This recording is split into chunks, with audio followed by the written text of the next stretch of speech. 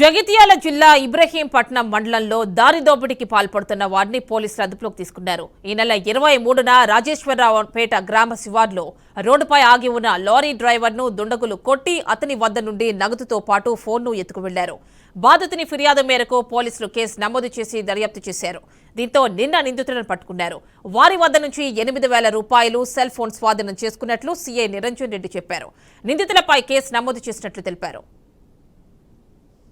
1:30 గంటల ప్రాంతంలో ఇబ్రహీంపట్నం మండలంలోని రాజేశ్వరరావుపేట వద్ద ఉన్న బ్రిడ్జి వద్ద ఒక లారీ ఆగి ఉండగా ముగ్గురు వ్యక్తులు గ్లామర్ బండిపై వచ్చి లారీలో డ్రైవర్ను క్లీనర్ను బెదిరించి కొట్టి వారి వద్ద ఉన్న 2 సెల్ ఫోన్లను మరియు 8,000 రూపాయలు దొంగిలించుకొని పారిపోగా ఉదయం ఇబ్రహీంపట్నం పోలీస్ స్టేషన్లో రాబరీ కేసు కింద నమోదు చేయనైనది.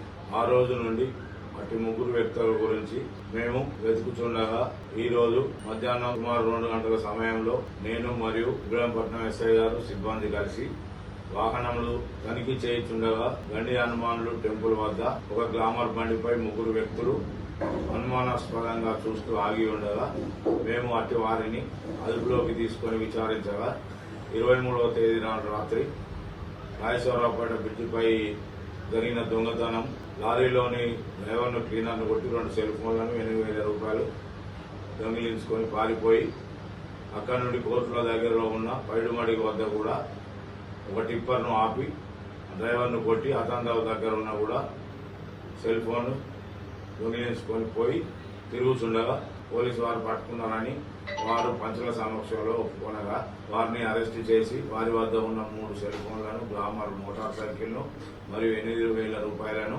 స్వాధీనపరుచుకొని పోలీస్ స్టేషన్కు తీసుకొని వచ్చి రిమాండ్కు